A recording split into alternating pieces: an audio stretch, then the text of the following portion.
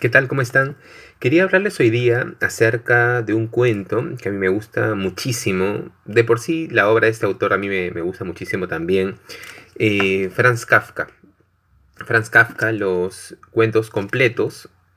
Bueno, hay muchos cuentos de Kafka que a mí me gustan, pero de manera particular les quiero hablar acerca de un cuento que se llama El artista del hambre, o Un artista del hambre también lo han llamado de esa forma. Y bueno, después comentar algunos elementos por los que este cuento me gusta tanto. ¿De qué trata el artista del hambre? El artista del hambre narra la historia de un ayunador que trabaja precisamente, claro, en una época en la que esto se asume, según el cuento, era más frecuente, que vive de pasar hambre, de los espectáculos del hambre. ¿En qué consisten estos espectáculos? Consisten en que una persona en determinado pueblo, en determinado lugar, se encierra en una especie de jaula y allí hace que todas las personas cuando pasen lo vean sin comer, ¿no? Experimentando este proceso de comer lo mínimo y en el camino la gente va poniendo un poco de dinero, lo va apoyando. Se narra mucho que son espectáculos que algunos empresarios asumen y bueno, de ahí se dividen un poco los costos y esto, ¿no? Pero la idea interesante de este cuento es que se empieza narrando esta experiencia del artista del hambre al que inclusive algunas personas, hay escenas interesantes, ¿no? Algunas personas se voltean o se hacen las desentendidas para que él coma de manera muy asolapada y el narrador lo que nos dice es que eso es lo que más molestaba y entristecía al artista del hambre, ¿no? Que la gente no confíe en lo que él estaba haciendo o que piensen en el fondo que los estaba engañando o que alienten inclusive que él los engañe.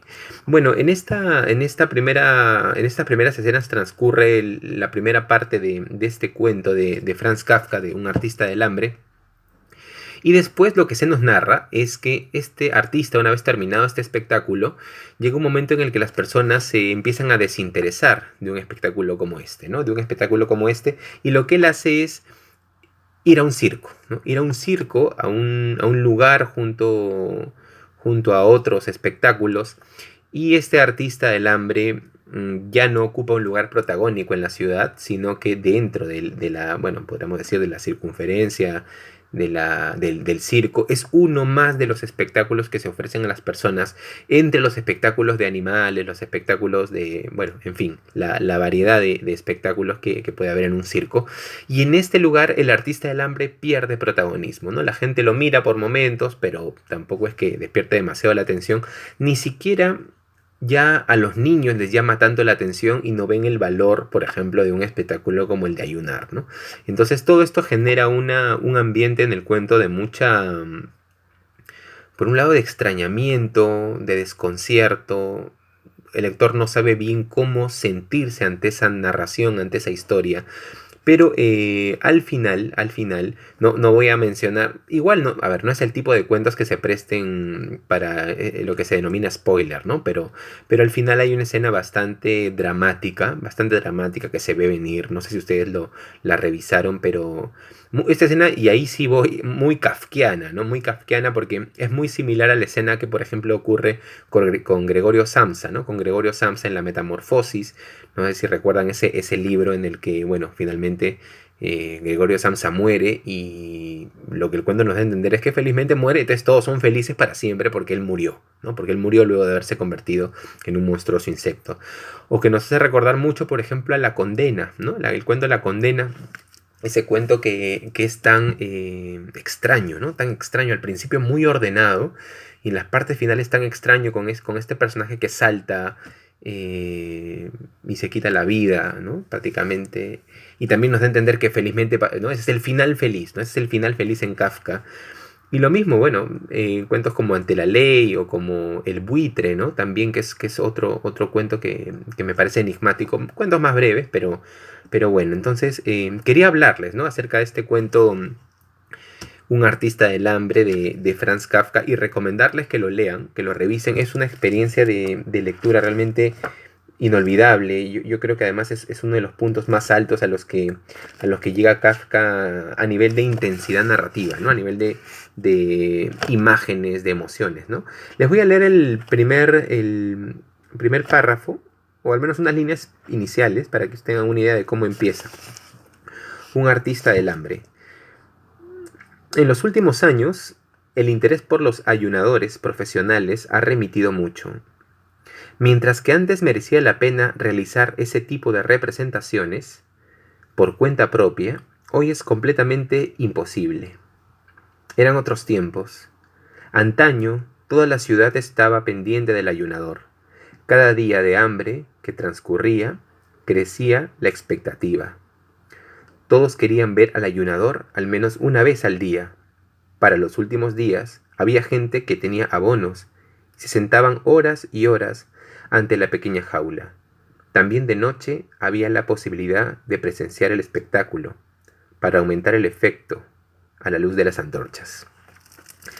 Bueno, entonces eso es lo que quería recomendarles, este cuento de Franz Kafka, y algunas observaciones que me parecen importantes en relación a la narración, ¿no? Me interesa mucho, ¿no? Esta manera como Kafka desarrolla esta especie de escritura ya destinada a la derrota, ¿no? Y que la derrota se nos anuncia, se nos ve venir. Entonces es esta escritura, esta forma de narrar en la que casi casi es una fórmula.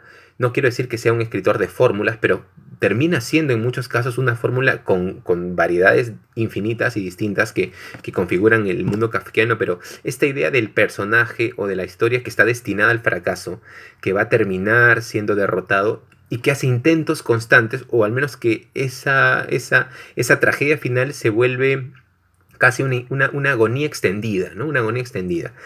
No sé si, claro, inclusive le podríamos llamar esa especie de escritura sisífica. No sé si recuerdan, ¿no? Este personaje de Sísifo, este personaje de la mitología griega, ¿no? Que levantaba una piedra y siempre terminaba volviendo al principio, ¿no?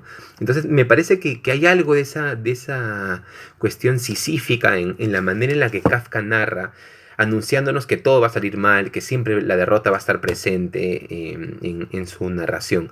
Al mismo tiempo hay otro factor que me parece muy interesante, ¿no? Que es la escritura por impulso. La escritura por impulso, el impulso es un concepto que parece ser transversal a la obra de Kafka, al menos a la narración breve kafkiana, ¿no? En las novelas podríamos citar otros criterios, pero al menos en los relatos breves. Y cuando digo impulso me refiero a la sensación que nos da el texto de que la escritura se escribió mucho de golpe, ¿no? O sea, surgió algo como muy del inconsciente y eso alimentó una forma de escribir, y eso fue lo que terminó generando el cuento. Y probablemente por eso las extensiones de los cuentos de Kafka sean tan distintas y por momentos son golpes muy fuertes, ¿no? Por ejemplo, ustedes pueden encontrar cuentos de una longitud apreciable, como por ejemplo en La colonia penitenciaria, ¿no? que es un cuento extenso, o sea, consistente. Lo mismo ocurre con La metamorfosis, ¿no? Pero también pueden encontrar cuentos sumamente breves, ¿no? Como por ejemplo, claro, el cubo de carbón, o inclusive el que les mencionaba, ¿no? El de este cuento, Ante la ley, ¿no? Ante la ley también es un cuento muy breve, o por ejemplo este de aquí, ¿no? De noche. Esta escritura mucho de impulso, hasta cuentos más extensos como Josefina la cantora, por ejemplo, ¿no? La metamorfosis, Un médico rural también, ¿no? Bueno, entonces sí, esa escritura muy de impulso me parece que es muy, muy kafkiana. Quería terminar este comentario recomendándoles algunos libros que me parece funcionan muy bien en conjunto con los textos de Kafka. Bueno, no me voy a extender tanto para que no se haga ya tan largo este video, pero bueno, les recomiendo. Igual voy a terminar por aquí, entonces paso a mencionarles. Primero quería mencionarles este libro de aquí de Cátedra. El prólogo, la introducción que hace a la transformación de estos relatos aquí me parece que es genial, ¿no? O sea, me parece que es extraordinaria la introducción. Son como 150 páginas y yo no he encontrado mejor introducción a la obra de Kafka. Y no en el sentido de entenderlo como una introducción biográfica que hace develar los misterios de una escritura, ¿no? O sea, una escritura como hecha para descifrar, no me refiero a eso, sino que las variables que coloca en la mente del lector para hacer que juegue en conjunto con la lectura de Kafka me parece que es interesantísimo. Se menciona, por ejemplo, bueno, lo interesante de claro, de esta introducción es que se centra mucho en el proceso creativo, ¿no? En cómo puede haber sido el proceso creativo de Kafka. Inclusive hace una división en 4 etapas, ¿no? Conforme a los años. Por supuesto es una división en parte subjetiva, pero también en parte con datos, ¿no? Entonces me parece interesante. Y es una de esas ediciones de cátedra que a mí no siempre me pasa con cátedra, que las introducciones me gustan, pero esta introducción en particular, y por eso guardo este libro y lo atesoro tanto, es el de la transformación, que es la metamorfosis, ¿no? Surgió pues este dilema con la traducción, que para la metamorfosis ya hay una palabra en el alemán, entonces terminó un poco situándose, y curioso, ¿no? En el caso de Kafka sí, la transformación se está situando bien, pese a que la metamorfosis estaba bastante arraigado el concepto. Pero bueno, entonces me parece que esta es una primera recomendación interesante a propósito de la obra de Kafka. La segunda es el comentario que hace Borges en este libro, ¿no? De biblioteca personal. Me gusta bastante. Como siempre, Borges es tan conciso, pero hay muchas ideas, ¿no? Que coloca ahí, sitúa cómo la vida de Kafka pasa por diferentes etapas históricas que definitivamente son variables que entran en juego en el momento de leer, ¿no?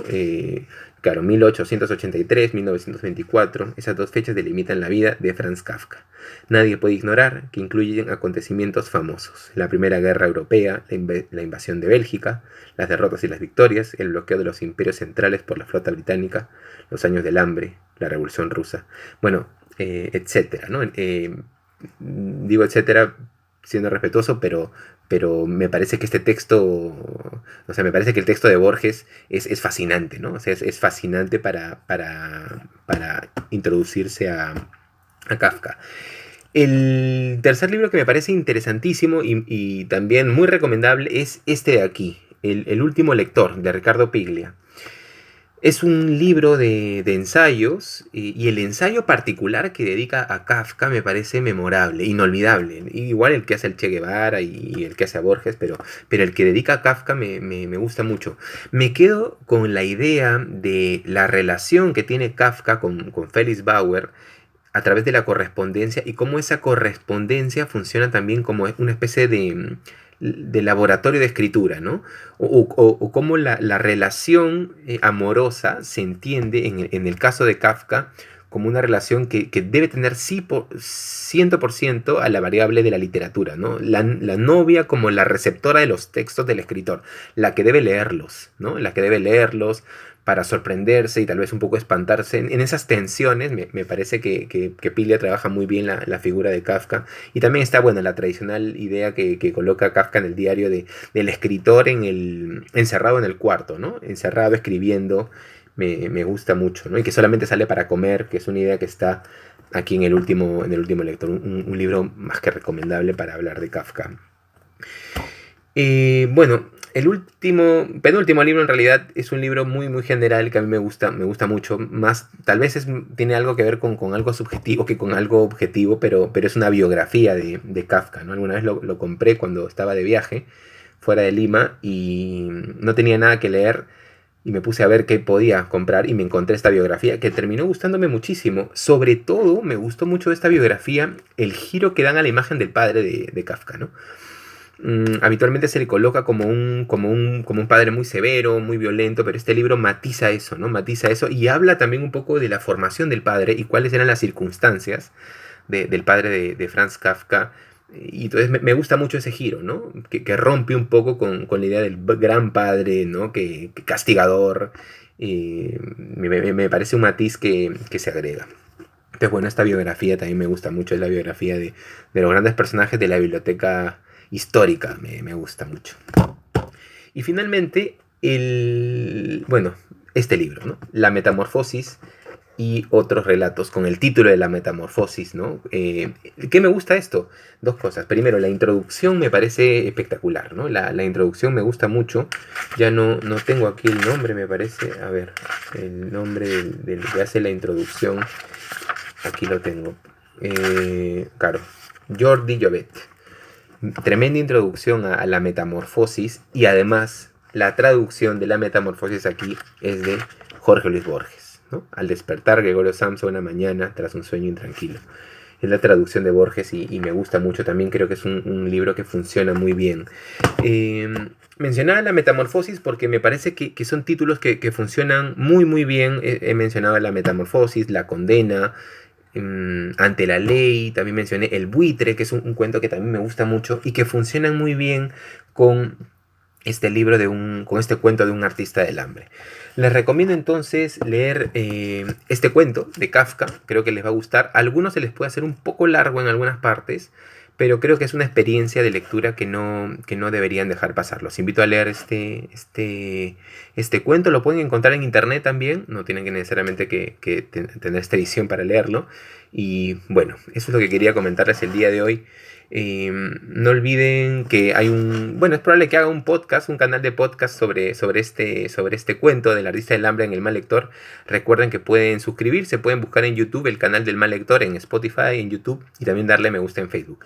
Nos vemos hasta un siguiente comentario y recuerden el nombre, El artista del hambre de Franz Kafka. Chau.